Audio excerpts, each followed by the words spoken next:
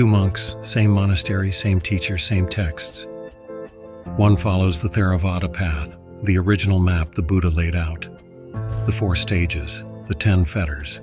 From the first breakthrough at stream entry. Liberation guaranteed within 7 lifetimes.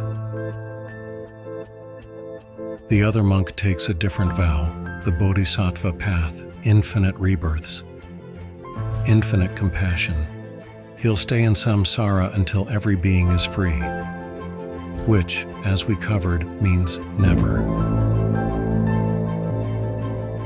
A third monk watches both of them. He bows respectfully, and then he says something that would have gotten him expelled from almost any other Buddhist monastery in history. I'll be enlightened before either of you, in this lifetime, in this body.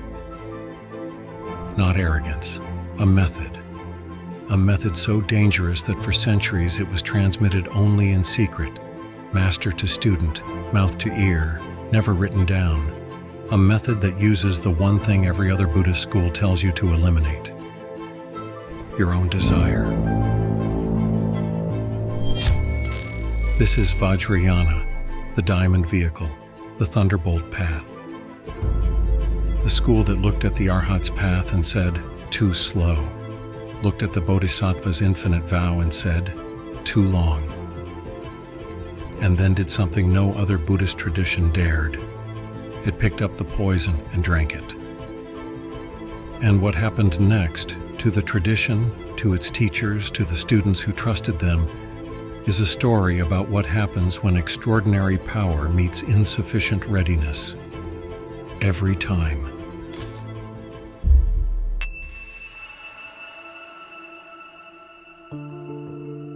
We've been building to this.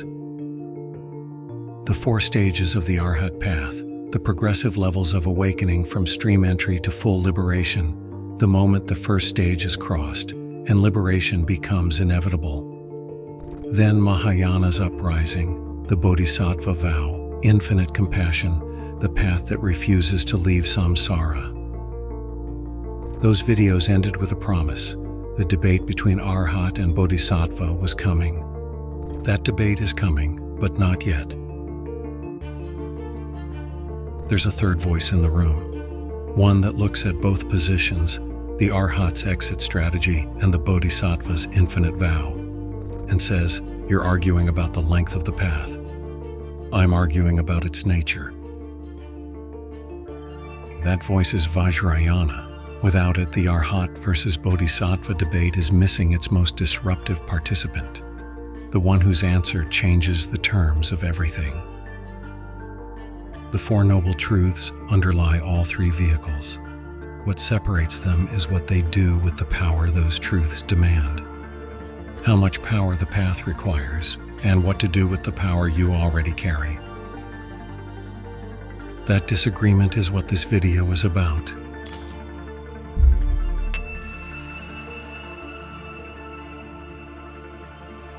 If Vajrayana offers enlightenment in 1 lifetime, faster than Theravada's 7, faster than the Bodhisattva's infinite, then the obvious question isn't what this path is.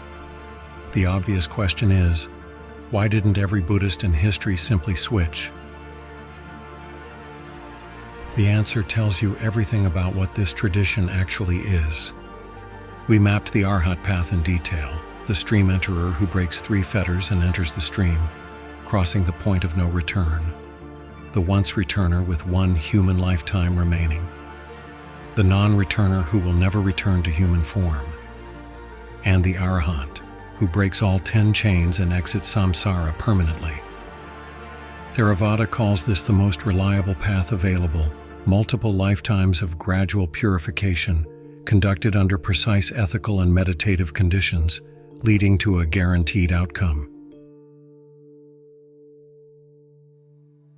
Then Mahayana looked at that map and said, the destination is real, but the goal is too small. The Bodhisattva vow extends the timeline toward infinity, not as a delay, but as a method. The Dashabhumika Sutra maps 10 stages of transformation that make the Arhat's 4 stages look like the first chapter of a much longer book. Vajrayana looks at both and says something that sounds like arrogance until you understand its logic.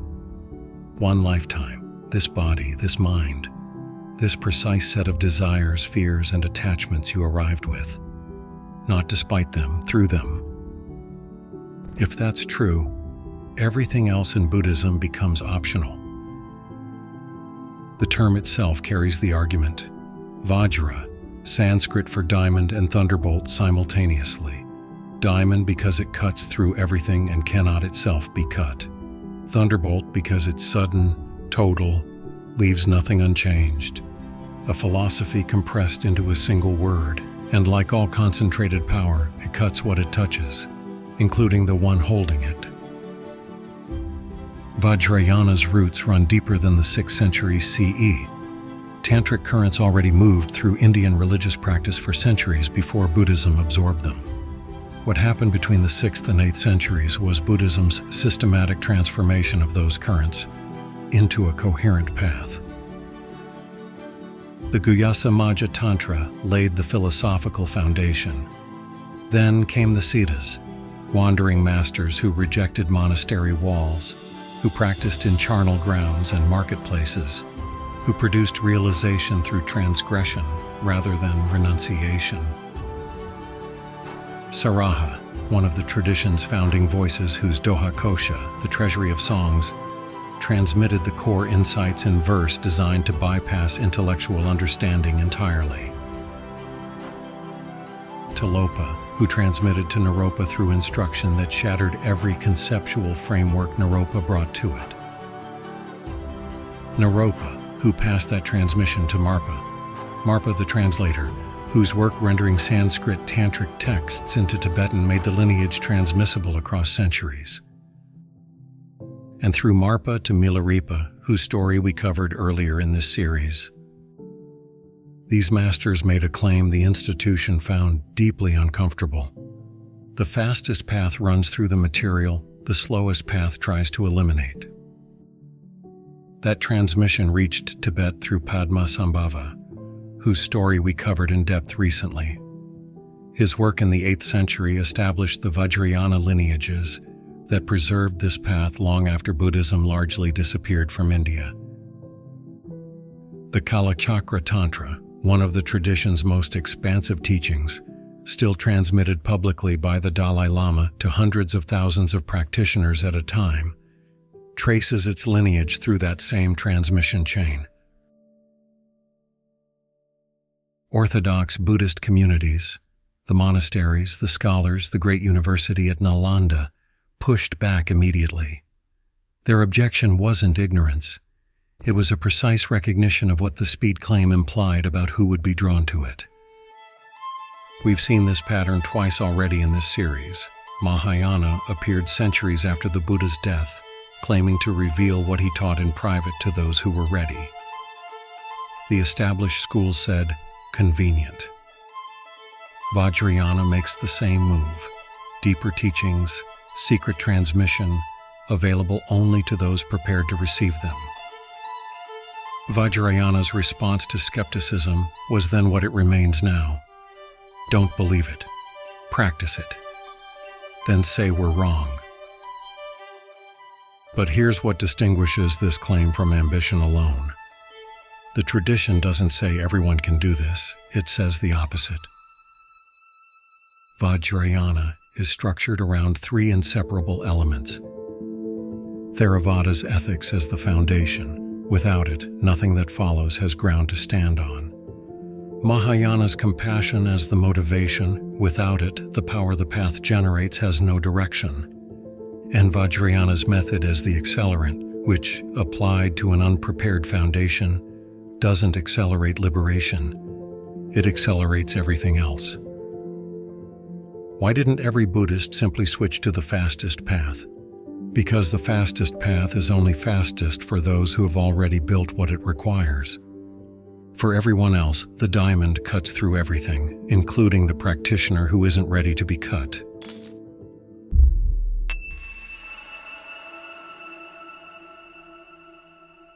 Every Buddhist school, Theravada, Mahayana, Zen, shares one diagnosis. Desire is the problem. Craving is the root of suffering. The path is systematic elimination of greed, hatred, and delusion. The Dhammacakkappavattana Sutta places tanha, craving, as the origin of dukkha, the second noble truth. Every Buddhist path accepts this conclusion. The energy of desire flows towards suffering. The work is to stop it. Vajrayana looks at that consensus and says, "You're not solving the wrong problem. You're wasting the most powerful resource you have." The core insight, and it will sound simple before it reveals how radical it is that emotions are energy. Energy is neutral. Anger contains the same intensity as wisdom. Desire contains the same vividness as clarity. What makes them destructive isn't their nature, it's their direction. Suppress them across lifetimes as gradual paths require, and you spend those lifetimes in attrition, wearing down what is, in Vajrayana's view, the very fuel of transformation. Transform them, redirect that energy toward its own wisdom nature, and the timeline collapses. The Vajra Tantra, that by which the world is bound by that same thing, it is released. That sounds powerful. It also sounds like the easiest way to lie to yourself. Which is what the tradition says too, explicitly, and why the method cannot be separated from the risk. Vajrayana maps this through what it calls the 5 Buddha families, 5 poisons, each containing a corresponding wisdom already latent within it. Anger, mirror-like wisdom, the same energy that generates rage turned toward perfect clarity. A mirror reflects everything without distortion, without judgment. Anger already contains that capacity, the total unfiltered seeing, if the direction changes. Desire, discriminating awareness, the same energy that generates craving turned toward precise perception, the ability to see what is present without overlay. Desire already contains this. Channeled, it becomes the basis of wisdom rather than grasping. Pride into equanimity, jealousy into all-accomplishing action, ignorance into the wisdom of Dharma dhatu, phenomena seen as they are, without conceptual distortion added. The practice doesn't eliminate these energies, it transforms them. But here's the problem. If you're wrong about your readiness for this, you won't know. Transforming anger requires knowing what anger is at every layer of your psychology before attempting the method. Most practitioners believe they understand their anger. Most underestimate the depth of what they're working with. Attempt the transformation without that foundation, and the anger doesn't transform. It amplifies, now with a philosophical justification attached. This is why the Tantric texts go where they go, and they deserve to be named. The Vajra Tantra, the Kakrasamvara Tantra, both belonging to what the tradition calls the Anuttara Yoga Tantras, the highest class of Tantric practice, where the transformation principle operates at its most concentrated. Texts involving union, wrathful practices, transgressive acts that scandalized Buddhist orthodoxy for centuries. The tradition's defense is precise. These aren't permissions.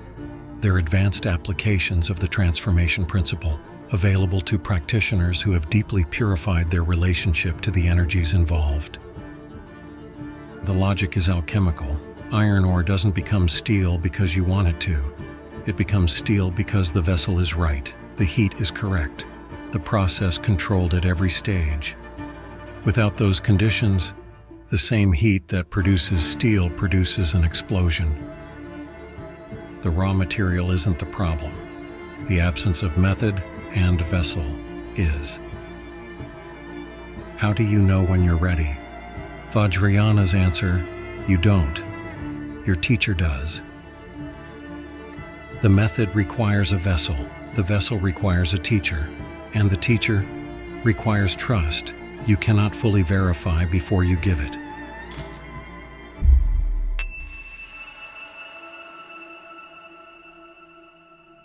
In Theravada, a teacher points the way.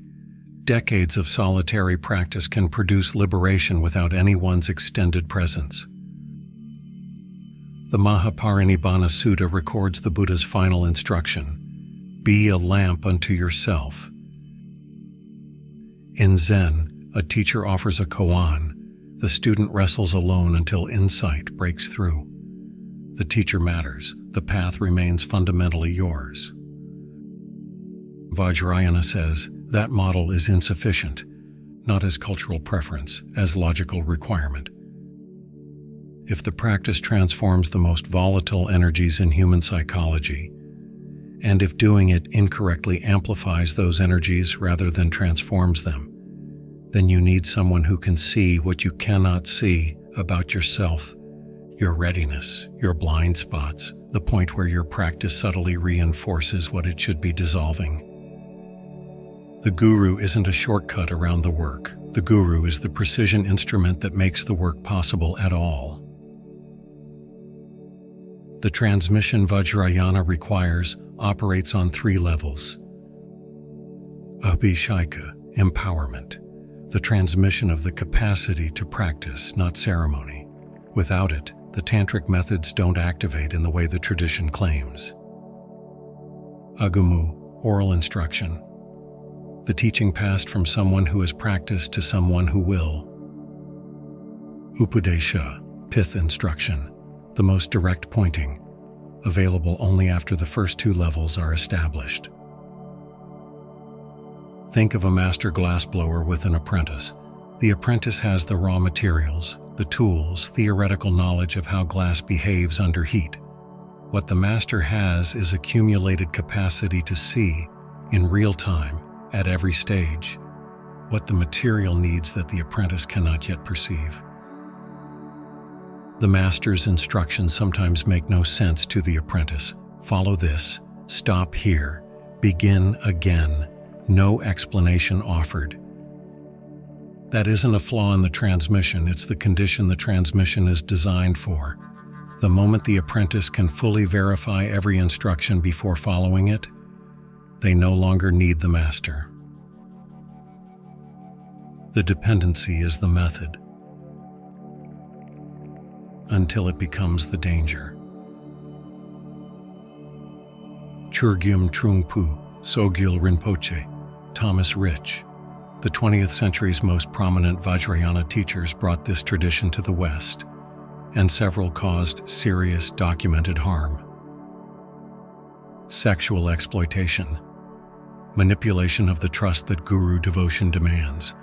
This isn't peripheral, it's what the structure produces when the vessel is compromised, when someone with genuine power and genuine realization uses the trust the tradition requires to take what the tradition never sanctioned. The Shambhala community's own 2018 internal report documented the harm caused by Osul Tenzin, Thomas Rich, an internal document which makes the tradition's self-reckoning visible in a way external criticism cannot. In 2017, 8 long-term students of Sogyal Rinpoche published an open letter describing years of abuse, signed by people who had practiced under him for decades, people who had built their entire spiritual lives around his transmission. Vajrayana has no clean answer to this. The most honest teachers within the tradition say so directly. The tradition requires trust. Trust without verification produces vulnerability. The prescribed safeguard, 12 years of examining a teacher before acceptance, got compressed in the West to months, sometimes weeks. The institution moved faster than its own prerequisites allowed. And the philosophical structure makes the vulnerability worse before it makes it better. Vajrayana instructs students to perceive the guru as a Buddha, not metaphorically, as direct recognition of enlightened mind manifesting through an ordinary human form. Dilgo Khyentse Rinpoche, one of the 20th century's most respected Vajrayana masters, put it plainly in the wish-fulfilling jewel. The guru is the Buddha, the guru is the Dharma, The guru is the Sangha. Not poetry. Instruction. This isn't devotional excess, it's a technique. If you can perceive the guru's ordinary actions as expressions of Buddha nature, you're training the perceptual transformation the entire path requires. Seeing the guru clearly is practicing seeing reality clearly. Power trained on the teacher, then extended outward to everything.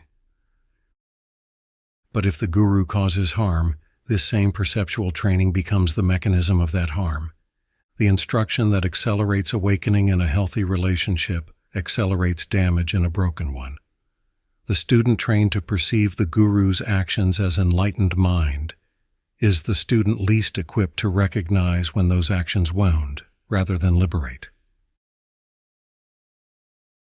This isn't a flaw in the students who were harmed. It's the structure of the path itself.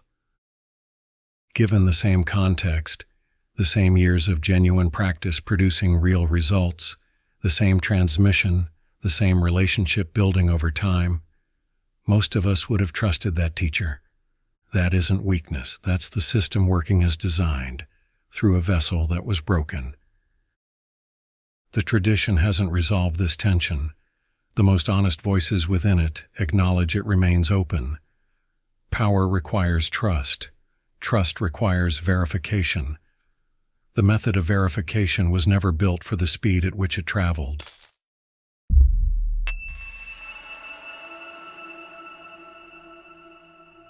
Close your eyes. Blue-skinned, forearms, seated on a lotus throne in a landscape of pure light. Every cell of your body radiating compassion that dissolves suffering wherever it reaches. You are Avalokiteshvara, the Bodhisattva of infinite compassion. You have always been Avalokiteshvara. The ordinary human body is the dream. This is the reality. Hold that. Who is holding it?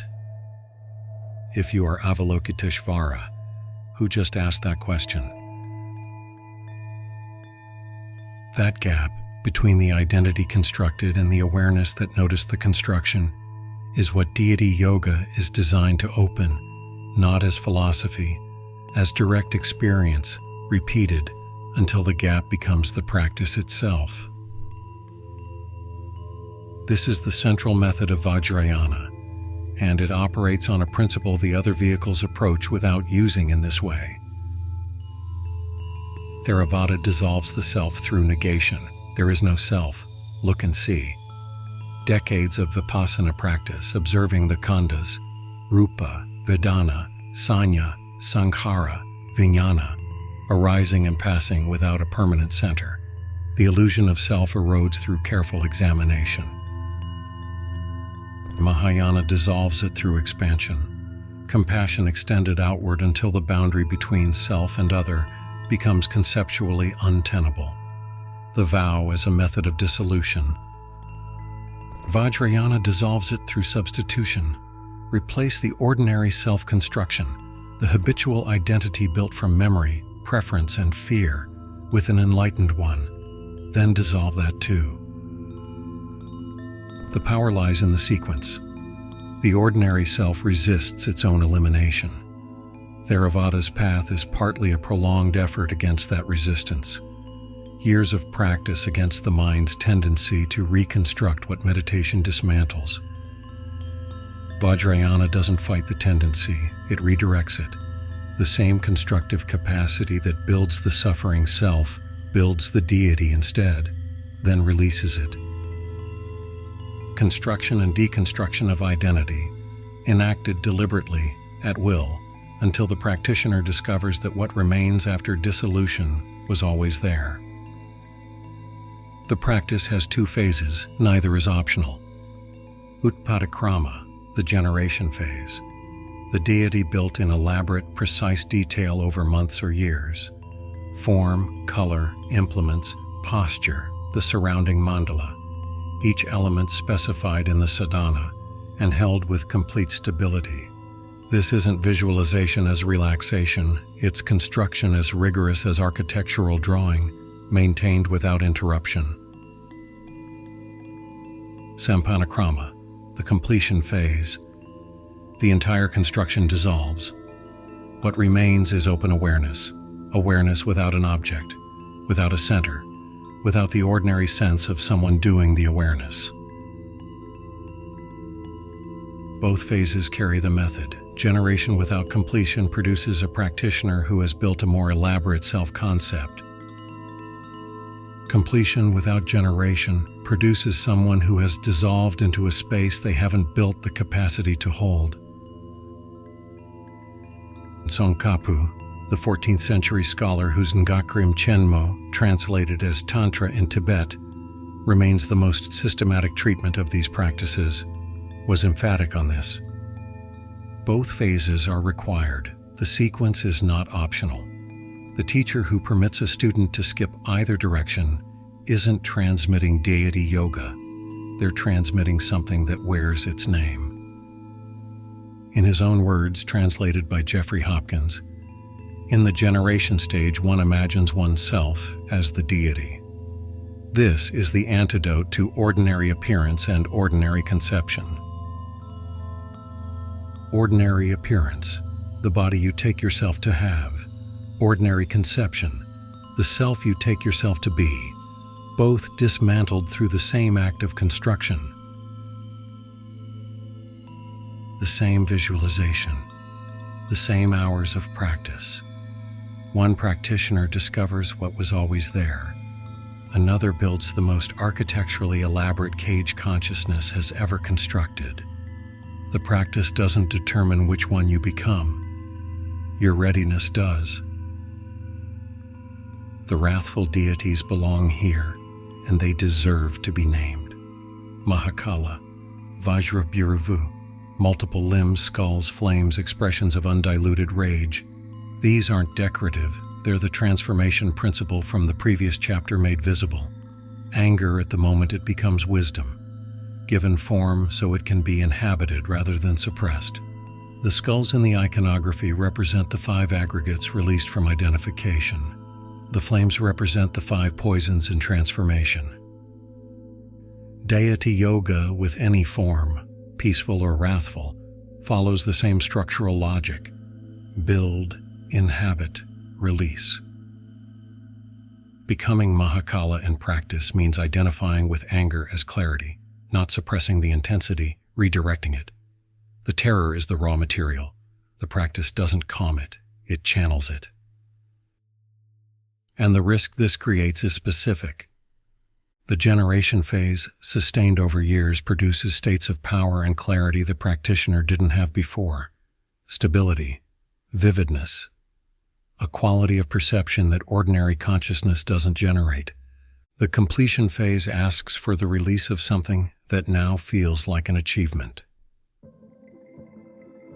Without a teacher positioned to see whether dissolution is happening or being performed, without external calibration of the most interior process, the most powerful identity construction practice in Buddhist history becomes the most efficient path to spiritual grandiosity ever devised.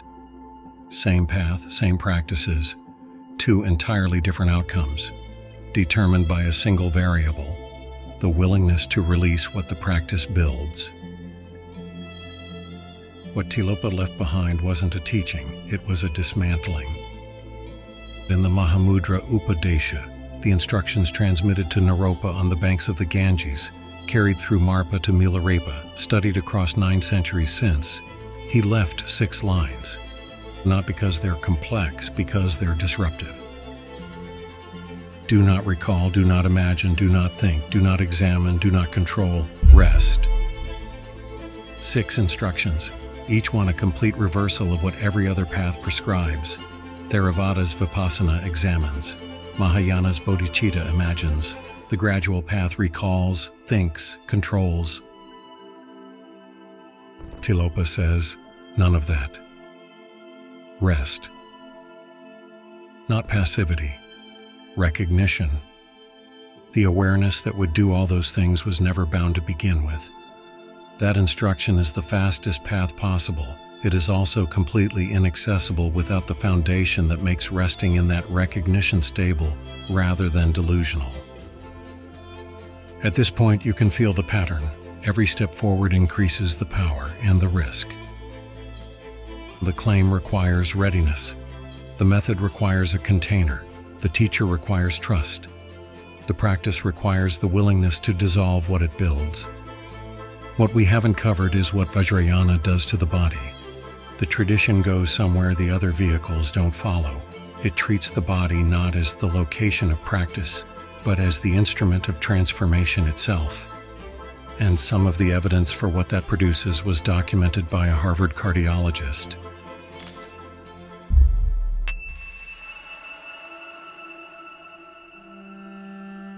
(1981), a laboratory at Harvard Medical School. Herbert Benson, a cardiologist who built his career studying the physiology of the stress response, is measuring something his instruments weren't designed to record. Tibetan monks in a room held at 40 degrees Fahrenheit, wet sheets draped over their shoulders. The sheets are drying, visibly, in real time. The monks' core temperatures are rising, measurably, significantly in ways that fall outside the physiological range Benson's framework accounted for. He documents it, publishes his findings in Psychosomatic Medicine in 1982. The medical community receives it with the specific discomfort reserved for data that doesn't fit the model. Something is happening here. The question is whether we understand it, or only think we do. The monks call this Tummo, inner heat. They consider it a relatively foundational Vajrayana practice. If a foundational practice produces effects a Harvard laboratory can document but not explain, what do the advanced practices produce? To understand what Tummo is doing, you need the framework Vajrayana uses for the interior body. Channels, winds, drops. That's the model. More precisely, nadis, channels through which energy moves through the body. Prana, the winds that carry consciousness through those channels. Bindu, concentrated drops of essence holding states of awareness at specific locations. This is where serious Buddhist scholars start to disagree, and where practitioners often find the tradition's claims hardest to evaluate. Western medicine has no anatomical correlate for nadi channels. Neuroscience has no model for prana winds. The framework doesn't map onto anything modern physiology has identified. And yet, Benson's data exists. You've probably experienced a version of this. The second before a car accident. Time dilating, perception sharpening, everything unnecessary falling away. Or the opposite. A moment of creative absorption so complete that the thinking seemed to happen through you rather than by you. States where ordinary consciousness steps aside and something more direct takes its place. Vajrayana claims these aren't accidents. They're glimpses of what the subtle body system produces when conditions briefly align. The practices create those conditions deliberately, not as a side effect, but as the mechanism. The central channel, Uvudhuti, runs from the base of the spine to the crown of the head. In ordinary consciousness, according to Vajrayana, energy flows through secondary channels on either side. Liberation happens when that energy gathers into the central channel and the knots at the major concentration points open. Tummo combines yogic breathing, specific visualization, and mantra to generate heat. The tradition claims travels up this channel, loosening those knots. The experiential reports are consistent across centuries of practitioners. Benson's documentation confirms something measurable corresponds to those reports. The gap between consistent subjective experience and documented physical effect, without an explanatory framework for either, is the space Vajrayana has always occupied. Before the rainbow body, Dzogchen needs a word. Dzogchen, the great perfection, is Vajrayana's most advanced teaching. Where deity yoga works with identity and Tummo works with the body's energy system, Dzogchen works with awareness itself. The direct recognition that the nature of mind was never obscured, only unrecognized. not a gradual path toward clarity, but an immediate seeing of what was always already clear. Longchenpa, the 14th century master whose work underlies almost every subsequent Dzogchen lineage, wrote in the treasury of the Dharma Dhatu, "Since everything is but an apparition, perfect in being what it is, having nothing to do with good or bad, acceptance or rejection, one may well burst out in laughter." Not absurdism, recognition. The laughter of someone who looked for the problem and found it was never there. The rainbow body is what the tradition says happens when that recognition becomes total. Yalu, the tradition's most extraordinary claim. Advanced Dzogchen practitioners, at death after lifetimes of practice, dissolving the physical body, hair, nails, a residue of light, the gross material body recognized as luminous awareness returning to its nature. When nothing in the body remains unrecognized as awareness, there is nothing left that isn't light. Reports from 20th century Tibet include witnesses, photographs, accounts from credible observers within living memory. Father Francis Tizo, a Catholic priest and scholar with no stake in Vajrayana's claims, documented one case in 1998. The dissolution of Khenchen Sewang Rigdzin. Multiple witnesses. A body that contracted over days until almost nothing remained. Tiso published his documentation in the Ion's Noetic Sciences Review without imposing the tradition's interpretive framework. He didn't claim to understand what he had seen. He documented that he had seen it. Western science hasn't verified this. Western science hasn't investigated it either, not with the rigor the claim deserves. Vajrayana has occupied that gap between verification and dismissal for centuries without resolution. Its response to skeptics has never changed. These aren't metaphors. Practice long enough and you'll feel them.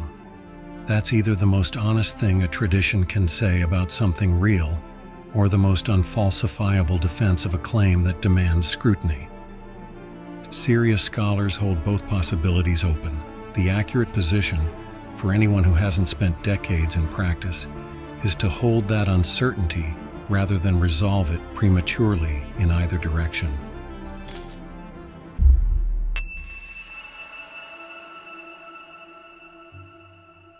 Return to the three monks. The Theravada monk isn't on a slow path. He's building the foundation without which everything that follows destroys rather than liberates. 7 lifetimes of purification from stream entry. The 4 stages, the 10 fetters, the gradual dissolution of craving through careful examination. The container that makes power stable. The Bodhisattva monk isn't on an infinite path.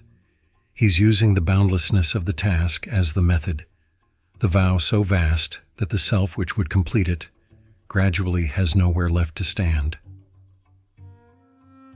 The Vajrayana monk isn't on a fast path. He's on a path that will only be fast if everything the other 2 monks built is already in place.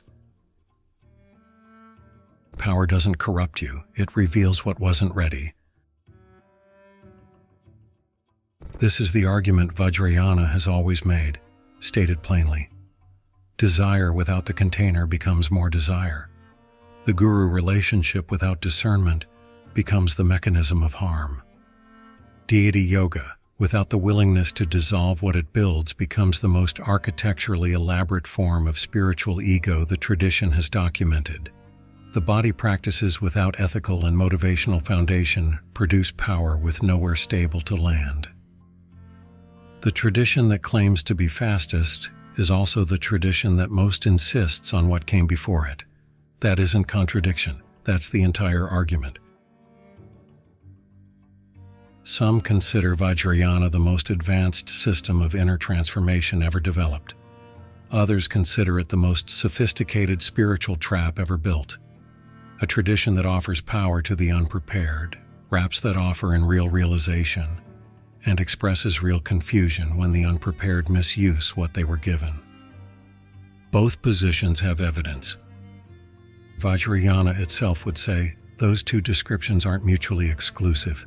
Same path, same practices, two entirely different outcomes, determined by a single variable that no external authority can verify from outside.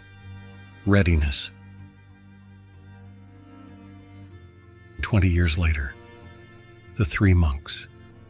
The Theravada monk sits in a cave still practicing. The current carries him forward.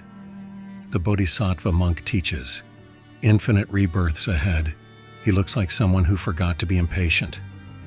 The Vajrayana monk is sitting between the other two, not because he finished first. He's showing the Theravada monk something about the energy underneath stillness, the power already present inside the gradual path, waiting for a method that could use it.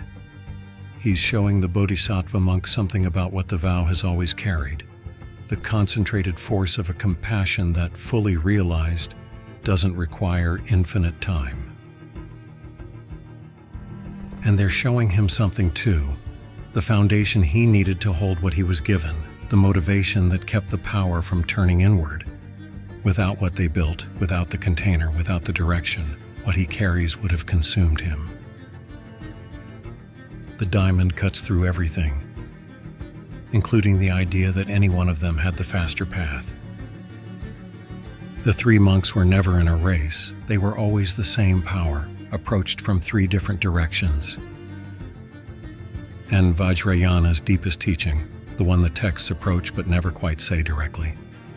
The shortcut only works when you've already walked the long way round. We've now mapped all three vehicles. Theravada, liberate yourself.